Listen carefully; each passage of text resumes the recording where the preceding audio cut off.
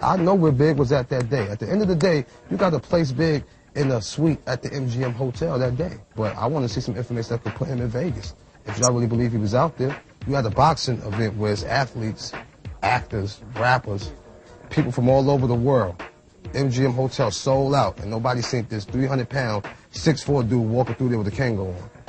Come on, man, you know, it's nonsense. Who's responsible for this?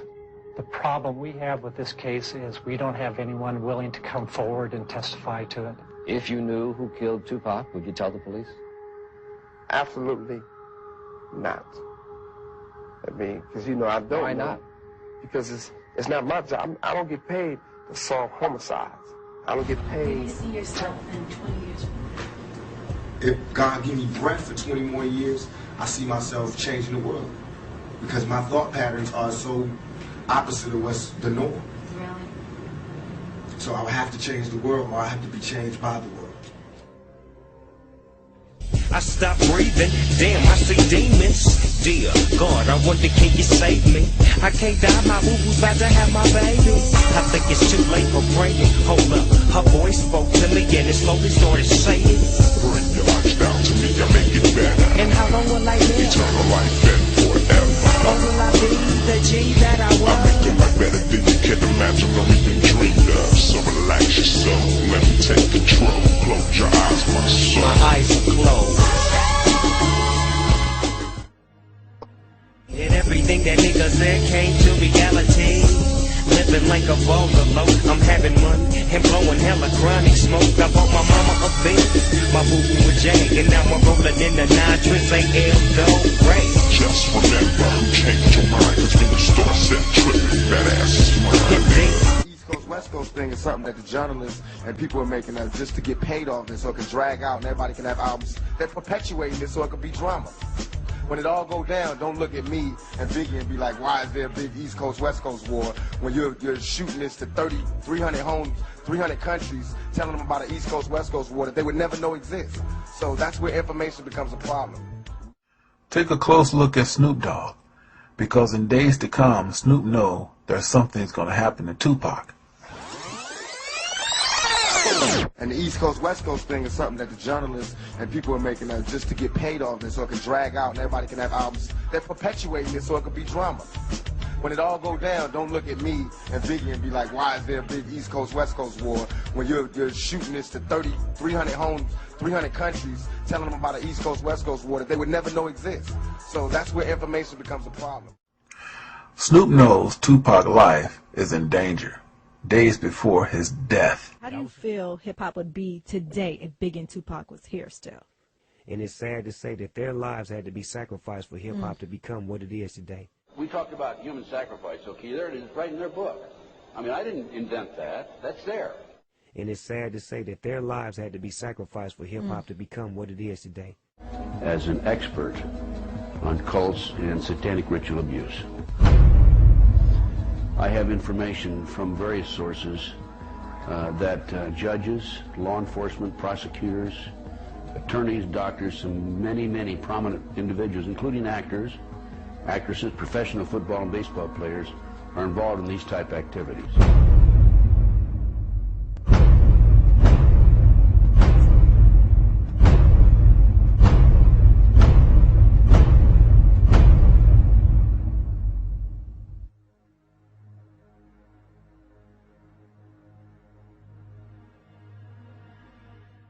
Your friend, George, took you and Roland to this mansion where people worshipped the demons. Mm-hmm. What was it like there? What kind of people were there? Well, it was a big surprise for me, as I kind of made up in my mind an idea that they were going to be rough-looking characters.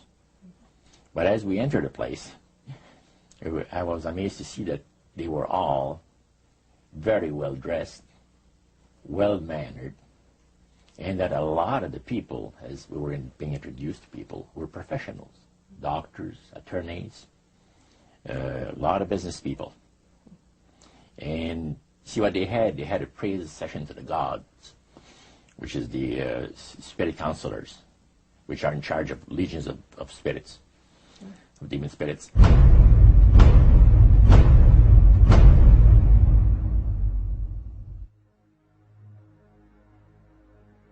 also expressed to us the danger, explained to us the danger of going against the will of the spirits. And he mentioned about this one man and his wife that live in a fireproof building in Montreal. The place burned right down with him in it.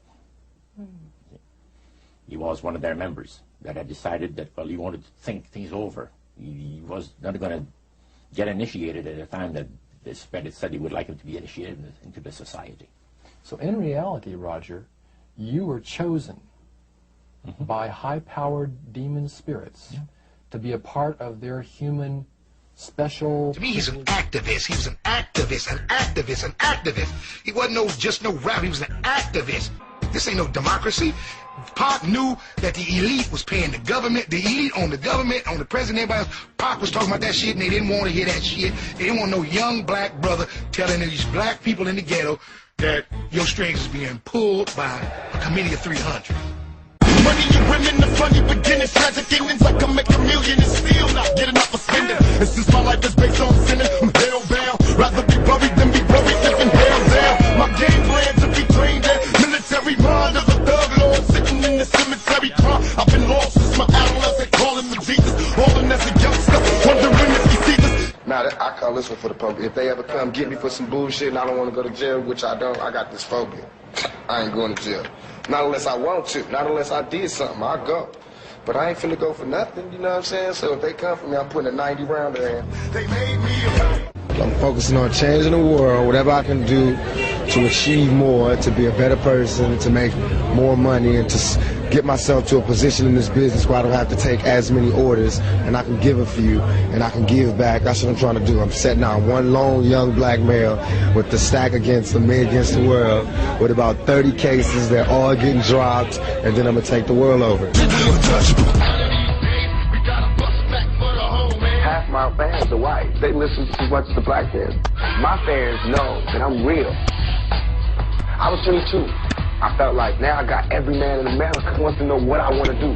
How you gonna be a man and we start? Wants to know what's my plan, and I was scared. All of a sudden, I got the whole world fearing me. There is absolutely no reason for a record like this. They're trying to stop me. I felt like a target. If we have a homicide and we know that it was something that was planned, we're going to start interviewing people, whether it's weeks, months, or years prior, basically whatever it takes to find the inception of that plan. Whose idea was it to kill this person? Why did they want them dead? And when did they start talking about it? To me, prior to leaving, was he's not going to be in Vegas. I don't have to worry about him showing up, and don't worry about it because he won't be there. He did not want to go to Vegas. Matter of fact, he fought off going to Vegas all the way to the last second. And when I got there, I was surprised to see him there, because he had told us that he was not going there with his words, them sellout niggas. I was told by another one of our security guards, that was a bodyguard, that he had escorted Pac to the airplane as they were leaving New York. And Tupac told him, specifically told him, that he was a dead man walking. Suicidal on the pier, taking private planes, trying to survive the game. For all my homies that'll never be alive again. All they promise us is death, nigga. Take a fuck and be the last one left, nigga. It's real now, feeling and fantasize. Ain't nothing colder. Listen, you can hear it. Right, told us not to carry any weapons. Never have they told me to leave my weapons, either in my room or my car. So they were asking us to guard Pac and Suge and everyone else completely armed. We had never been told to leave our weapons. Why would I leave my weapons in a vehicle or in the hotel room, and I'm personally guarding Pac in one of the most hottest places to be? And what that's going to make it is a bodyguarding incident where you would be, only thing you would have on you is your person. And Michael Moore made the, biggest, hoorah about the weapons. I informed Reggie that I wasn't taking my weapon off for no one. My gun did not belong to Right Way. It was my personal gun, and I was going to carry it, and that's what I did. We had a lunch meeting, and thank God it's Fridays, I believe, in Las Vegas.